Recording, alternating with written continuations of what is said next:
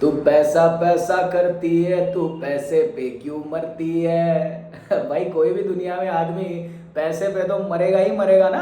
पैसे के बारे में हर कोई पहले सोचता है, बाकी सारी चीजें आती है बाद में, क्योंकि हम उसे लक्ष्मी जी कहते हैं। अब बात जहाँ लक्ष्मी जी की है तो कितना खर्चा होगा वीर, ये सवाल मुझे हर किसी ने पूछा। जब हेयर ट्रांसप्लांट कराना हो तो खर्चा कितना होगा। तो आज मैं ये पूरी वीडियो खर्चे के ऊपर डेडिकेट कर रहा हूँ। और इसमें मज़ेदार बात ये भी है कि मैं सिर्फ अपने जो ट्रीटमेंट मैंने कराई है उसी के खर्चे के बारे में नहीं, और भी जो टेक्निक्स अवेलेबल है इस दुनिया में मैं उसके बारे में भी बात करने वाला हूँ, और उसके खर्चे के बारे में भी एक अंदाज़ा आपको देने वाला हूँ। तो चलिए जानते हैं आज कि एग्जैक्टली किस तरीके से किस किस तरह की टेक्निक्स यूज़ होती है हेयर ट्रांसप्लांट के अंदर। तो जैसे भगवान श्री राम जी ने कहा है कि समय के साथ जो है वो हर बार हर चीज़ बदलती जाएगी और हमें उसे एक्सेप्ट करना पड़ेगा। टेक्नोलॉजी का भी कुछ ऐसा ही है दोस्त। टेक्नोलॉजी भी समय के साथ हमेशा आगे बढ़ती है, ना कि कभी भी पीछे जाती है। अपग्रेड होती है, ना कभी डिग्रेड होती है। तो यहाँ हम जिस टेक्नोलॉजी की बात कर रहे हैं वो है हेयर ट्रांसप्लांट टेक्नोलॉजी, जिसके दो टर्म्स हैं, एक है FUT और एक है FUE।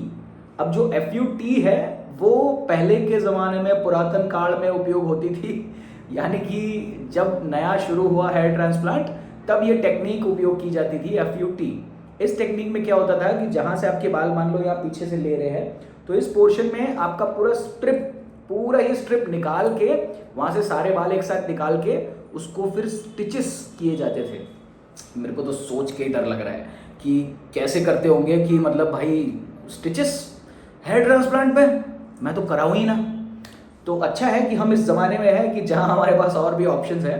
पर चलो ठीक है, ये एक टेक्निक है, आज भी दुनिया में लोग इससे भी आज भी हेयर ट्रांसप्लांट करते हैं, जो कि FUE से बजट में कम रहती है। तो जिनका कंसर्न सिर्फ बजट का है और उनको लग रहा है कि भाई जो भी होगा मेरे सर पे चलेगा, तो ठीक है, आप इस टेक्निक का उपयोग कर सकते हो।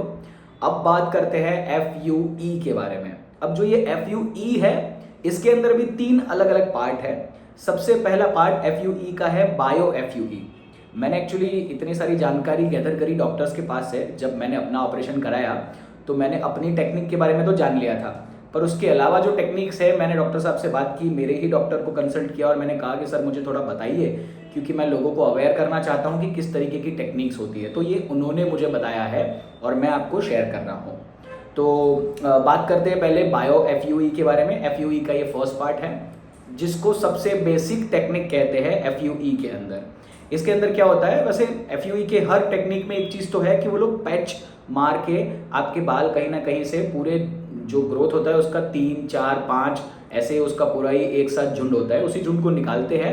तो एक ही बार पंच मारेंगे और उससे निकाल लेंगे, दूसरी बार मारेंगे, तीसरी बार मारेंगे, ऐसा पंच मार मार के निकाला जाएगा। तो छोटे छोटे छोटे काने होते हैं बॉडी में, यानी कि सर पे या जहाँ से भी आपके बाल निकाले जा रहे हैं, डोनर एरिया जिसे हम कहते हैं, तो उस एरिया में छोटे छोटे गाने होते हैं और ये बहुत जल्दी रिवाइव हो जाता है, यानी कि आप बहुत जल्दी ठीक हो जाते हो। इसमें स्टिचेस विचेस नहीं लेने पड़ते। तो ये थोड़ा सा आसान और थोड़ा समझ में आए वैसा टेक्निक है। अब ये हो गया फर्स्ट पार्ट बायो। ये सबसे सस्ता टेक्निक हो सकता है बाकी चीज़ों के कंपेरेटिवली। मुझे एग्जैक्टली तो ख्याल नहीं है, ध्यान नहीं है, पर मेरे ख्याल से 20-25 रुपये या इसके अराउंड इसका रेट होना चाहिए, या हो सकता है शायद 30 रुपीज़ तक भी जाए। अब जो सेकंड टेक्निक है उसको बोलते हैं इम्प्लांटर और सफायर टेक्निक। अब ये जो टेक्निक है इसको बहुत प्रिसाइसली किया जाता है, मतलब जो हेयरलाइन बनाई जाती है वो भी बहुत ध्यान से बनाई जाती है, जो पैचेस निकाले जाते हैं उसको भी थोड़ा टेक्निकली अच्छे इक्विपमेंट, अपग्रेडेड इक्विपमेंट से वो पैचेस निकाले जाते हैं, ताकि आपके जब हेयर डाले जाए तो वो तकलीफ ना हो और बाद में भी वो गंदा ना दिखे आपका डोनर एरिया। इन चीज़ों का भी ध्यान रखा जाता है। अब ये टेक्निक का जब उपयोग होता है तो एकदम नेचुरल आपकी हेयरलाइन दिखती है। इसका पैसा आपका 30 से लेके 35 रुपीज़ तक ग्राफ का हो सकता है। ये जो मैं बता रहा हूँ ये अंदाज़ा है, थोड़ा बहुत ऊपर नीचे डॉक्टर और क्लिनिक के हिसाब से हो सकता है, ठीक है। तो ये हो गया सेकेंड ऑप्शन FUE का। अब FUE में थर्ड ऑप्शन भी है, ये है बिग FUE। इसका नाम ही बिग FUE है और साथ साथ में इसको डायरेक्ट हेयर ट्रांसप्लांट भी कहते हैं। तो डायरेक्ट हेयर ट्रांसप्लांट और बिग FUE ये जो टेक्निक है, मेरा हेयर ट्रांसप्लांट इसी टेक्नोलॉजी से हुआ है, जो अभी के समय में सबसे अपग्रेडेड टेक्नोलॉजी है, ऐसा मैं आपको कह सकता हूँ अकॉर्डिंग टू माय डॉक्टर्स। तो आप देखिए मेरे ग्रोथ से आप ये समझ सकते हैं कि क्या क्या फ़र्क है, पहले कैसे मेरे हेयर्स थे। ये देखने के लिए आप मेरी चैनल आगे जाके वीडियोस बाद में देखिएगा। अभी हम बात कर लेते हैं big FUE and direct hair transplant के बारे में। अब इस टेक्निक की सबसे मज़ेदार बात यह है कि बाकी सारी टेक्निक्स का अपग्रेडेड वर्जन है ऑब्वियसली, तो बहुत सारी चीज़ें आसान हो जाएगी, आपके लिए भी सहनी आसान हो जाएगी और ओवरऑल इसका रिजल्ट भी अच्छा आता है। इसमें मेन फ़ायदा ये है कि हेयर्स को जो है उसको जो उसका जो टाइप है उसको जब बाहर निकालते हैं, जब भी पीछे से मान लो आपके डोनर एरिया से हेयर्स निकाले हैं, उसको जो रखेंगे उसको भी प्रॉपर जगह पे रखा जाएगा, इस तरीके से रखा जाएगा कि उसको न्यूट्रिशन मिलता रहे। जब हेयर आपकी बॉडी में है तब तो उसको न्यूट्रिशन मिल रहा है, पर जब उसको बाहर निकाला और फिर आपको वापस जब हेयर डाल रहे हैं, उसके बीच में हेयर जहाँ रखे जाएंगे उसको भी एक न्यूट्रिशनिस्ट तरीके से रखा जाता है ताकि वो हेयर्स बिगड़ ना जाए, वो रफ ना हो जाए और अंदर जाने के बाद अच्छा रिजल्ट दे पाए। तो ये एकदम अपग्रेडेड टेक्निक है।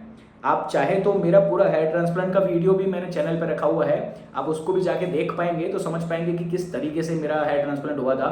मेरे बाल जब निकाले गए थे ऑलमोस्ट, मुझे याद तो नहीं है पर 4000 अराउंड ग्राफ्स हमने निकाले थे, मतलब डॉक्टर्स ने निकाले थे।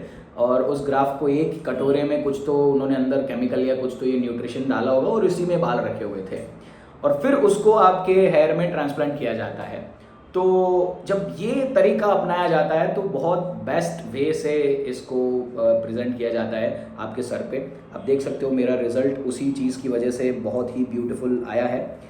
और इसके मेन बेनिफिट ये है कि इसके कोई साइड इफ़ेक्ट्स मतलब कम है मैं कहूँगा, बाकी जो भी ऑप्शंस है उसके कंपेरेटिवली बहुत कम साइड इफ़ेक्ट्स है। तो ये सबसे अच्छा पॉइंट है इसका कि साइड इफ़ेक्ट्स कम होना। इसके अलावा इसका जो खर्चा है मेनली जिसके लिए हम कब से कर रहे हैं इंतज़ार तो ये जो खर्चा है ये 40 रुपये से लेकर 60 रुपये यानी कि 40 to 60 के बीच में इसके चार्जेस हो सकते हैं। अब मेनली तो डिपेंड करेगा कि आपके सर को कितने बालों की यानी कि कितने ग्राफ की ज़रूरत है, कितने ग्राफ वो खा जाएगा, कितने ग्राफ निकालने पड़ेंगे, अकॉर्डिंग टू दैट डॉक्टर आपको खर्चा बताएंगे।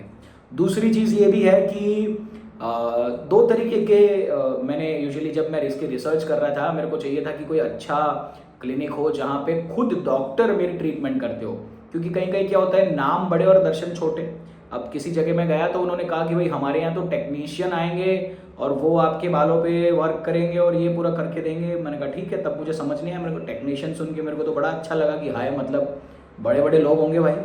फिर जब मैं जिनके पास मैंने कराया वहाँ गया तो मुझे पता चला कि वो डॉक्टर्स खुद आके आपके हेड पे रहेंगे, वो पूरी ट्रीटमेंट के दौरान टेक्नीशियन कर रहा हो या डॉक्टर कर रहे हो वो साथ में रहेंगे और खुद डॉक्टर भी इसके अंदर इन्वॉल्व होते हैं। तो मेरे को समझ आई ये बात कि भाई साहब ये मेरे को सही लग रहा है सुनने में जानने में कि जब डॉक्टर खुद आपके पास रहेगा और उनको पता है कि प्रोसेस क्या हो रही है, उनकी जानकारी के अंदर हो रहा है, तो वो ऑब्वियसली बेहतर है। पर हाँ, जो क्लिनिक ऐसे ऑप्शन देते हैं कि जहाँ टेक्नीशियन के द्वारा ये किया जाता है वहाँ भी आपका ऑप्शन है, आपकी चॉइस है, जा सकते हो, कोई प्रॉब्लम नहीं है। बस फ़र्क क्या रहता है ये समझ लो, जब टेक्नीशियन करेगा तो रिस्क फैक्टर डॉक्टर कंपेरेटिवली जो डॉक्टर करेगा उसके सामने बढ़ जाएगा, क्योंकि वो टेक्नीशियन है, डॉक्टर नहीं है। डॉक्टर को पता है उन्होंने डॉक्टरी करी है, इतना पैसा खर्चा करके पढ़ाई करी है और ये नॉलेज गेन करा है, इतने सालों का एक्सपीरियंस होता है उनका। तो टेक्नीशियन करेंगे तो रिस्क फैक्टर थोड़ा ज़्यादा रहता है, डॉक्टर करेंगे तो रिस्क फैक्टर ऑलमोस्ट ना के बराबर होता है, क्योंकि वो डॉक्टर है तो उनको पता है कि वो क्या कर रहे हैं एग्जैक्टली। तो मैं अगर आप मुझसे पूछना चाहे तो मैं तो यही प्रेफर करूँगा, मैंने खुद ही वैसी जगह चूज़ करी जहाँ डॉक्टर्स खुद ये ध्यान रख रहे हो कि हो क्या रहा है भाई साहब, है ना। तो आप भी ऐसी चीज़ों का ध्यान रखिए। बाकी टेक्नीशियन वाली जगहों पे जाओगे तो शायद 10-15 रुपये ग्राफ के हिसाब से भी वो लोग चार्ज करते होंगे, पर ऐसा है कि लाखों रुपया खर्चा करने के बाद भी ज़िंदगी वापस नहीं मिलती मेरे भाई, एक ही मिली है। थोड़ा सोच समझ के उपयोग करिएगा जहाँ भी करो, है ना। तो ऑल द बेस्ट। ये मैंने ओवरऑल खर्चे के बारे में पूरी कॉस्टिंग बता दी। तो समझो कि दुनिया के अंदर 10-15 रुपये पर ग्राफ से लेकर 40-60 रुपये तक पर ग्राफ के रेट चल रहे हैं। ओवरऑल कॉस्ट जो है वो आपके सर पे डिपेंड करेगी, आपके हेड पे कितने हेयर्स की ज़रूरत है उसके ऊपर निर्भर करेगा। तो पर graph is a different thing, पर ओवरऑल आपका कितना ज़रूरत है वो डिफरेंट चीज़ है जो आपको डॉक्टर ही बता पाएंगे, क्योंकि मुझे यहाँ से आपका सर दिख नहीं रहा है। पर मैं अपने बारे में बताऊं तो मेरा जो ओवरऑल खर्चा है वो 2 लाख रुपए अराउंड तक का मैं गिन पा रहा हूँ कि हुआ होगा। तो उस हिसाब से मेरे हेयर का आप आगे जाके रिजल्ट देखिए तो शायद आप कंपेयर कर पाओ अपने आप से कि अगर आपका भी ऐसा ही हेड है जैसा मेरा था तो आपका कितना खर्चा हो सकता है। क्योंकि मेरा सबसे बेस्ट टेक्निक से डॉक्टर्स ने मुझे ऑपरेट किया और सबसे अच्छे टेक्निक के द्वारा मेरा हेयर ट्रांसप्लांट किया गया है। तो ये सारी चीज़ें मैंने आपको अब बता दी। अब आपको पता है कि खर्चा कितना होगा। बाकी चीज़ें अभी तक की मैंने कई सारे वीडियोस बनाए हैं, आप जाइए देखिए समझिए कि क्या हो रहा है। मेरा कंसर्न इस चैनल के थ्रू सिर्फ और सिर्फ इंफॉर्मेशन पास करना है। मैं और किसी चीज़ को यहाँ पे लाना नहीं चाहता हूँ या किसी और चीज़ के बारे में यहाँ बात नहीं कर रहा हूँ ना। आप समझिए कि किसी चीज़ का मैं आपके सामने okay cut this last line, इसके आगे का ही यूज़ करिएगा। Overall this is I think done. अब मैं इसका एंड ले लेता हूँ खाली। ओके सो ओवरऑल बहुत सी बातें मैंने अपने चैनल पे की है, आप जाइए देखिए और समझिए कि हो क्या रहा है। मैं आपको समझाने के लिए ही मैं अपना एक्सपीरियंस शेयर करते आ रहा हूँ कंटिन्यूसली और आगे भी करता रहूँगा।